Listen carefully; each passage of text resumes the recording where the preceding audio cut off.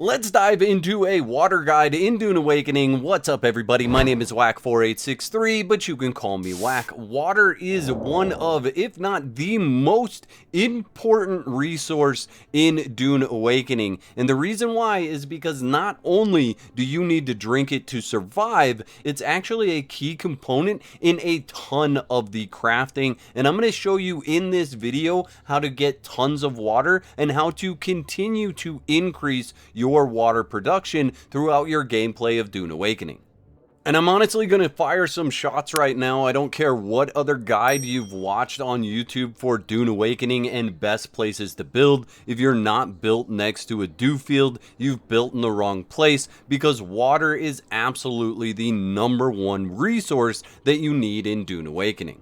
Most of your crafting requires water, especially the late game ingots are going to require a lot of water. So for each one of the duraluminum ingots, it's going to take 500 milliliters of water to process that ingot.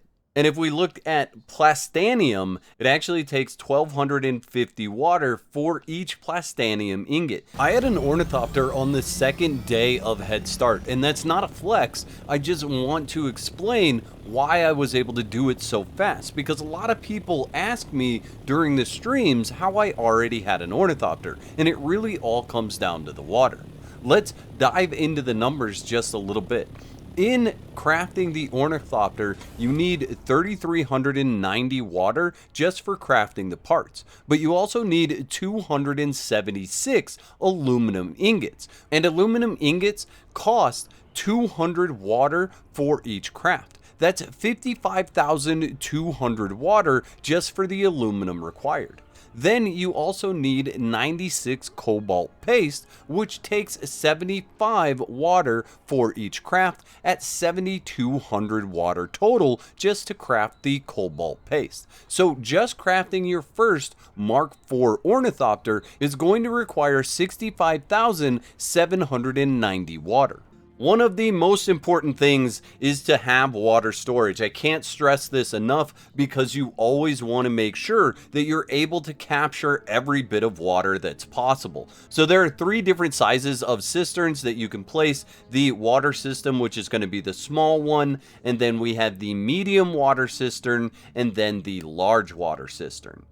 The first water cistern that you're going to unlock can hold 5,000 milliliters of water. The medium one can house 25,000 milliliters of water, and then the large one can have 100,000 milliliters of water. And every time you can add more water, I highly recommend doing that.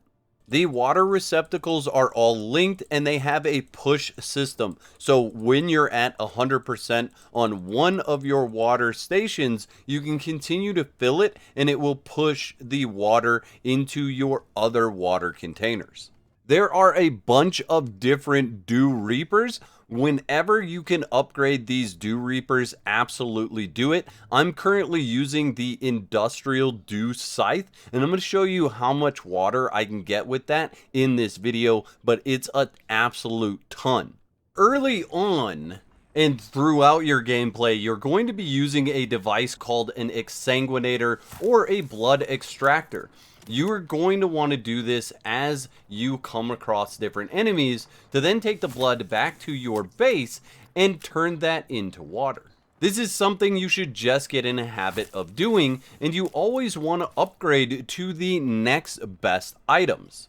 You're also going to want to unlock the death still so that you can pick the bodies up and actually take them back to the death still and process them into water. This is kind of a double dip, because you are able to use your exsanguinator or your blood extractor to get the water out of them initially, and then you're actually able to then take that body back to your base and process it for more water. When you have the ability to craft better blood sacks, I recommend doing that. The small blood sack is only going to allow you to carry 3,000 milliliters of blood. The medium blood sack is going to allow you to carry 9,000 milliliters of blood. And then the large blood sack is going to allow you to carry 15,000 milliliters of blood. There are also unique recipes for these blood bags as well, which give you some increased carry capacity and better durability so that that blood bag actually lasts longer. There are only two levels of the blood purifier, the initial one and then the improved blood purifier. I highly recommend upgrading to the improved blood purifier as soon as you possibly can. It's just going to allow you to process so much more blood, so you can process 24,000 milliliters of blood in the improved blood purifier. The death stills are awesome. Now, you learn the death still when you complete the final trial for the Trials of Ackle. It does require a lot of power. The basic death still requires 200 power, so you are going to have to plan before placing this item. However, once you put a body in, it takes an hour to process, and it is going to yield 25,000 milliliters of water. There's also an advanced death still which you can unlock that is going to require more power. It's 350 power, but it does reduce the time of processing by 10 minutes down to a total of 50 minutes, and it produces 45,000 milliliters of water. One of the ways to get water is to harvest it from dew fields. In order to do this, you are going to need a reaper of some sort to get the dew, and then leader johns in your inventory. I'm also spec'd into dew gathering in the planetologist tree, and right now I get an additional 20% yield. Now, if you press T on your keyboard, you'll get this pop-up. It doesn't last real long, but in the top right hand corner, you can see there's a clock. You will want to plan to harvest the dew in the optimal time, and I'm going to show you when that is. Now, you can see the line that the clock is on right now. Anytime after that line is going to be optimal dew farming, and that is when you want to go out and farm these dew fields. So if we just start right over here, you can see it says optimal dew harvest time, and we are going to get the most dew from this harvest. And just in that short amount of time harvesting this area, I've accumulated 40,000 milliliters of water for my base. And as soon as night turns to day, the harvesting will be over. You will no longer be able to harvest water with your dew reaper.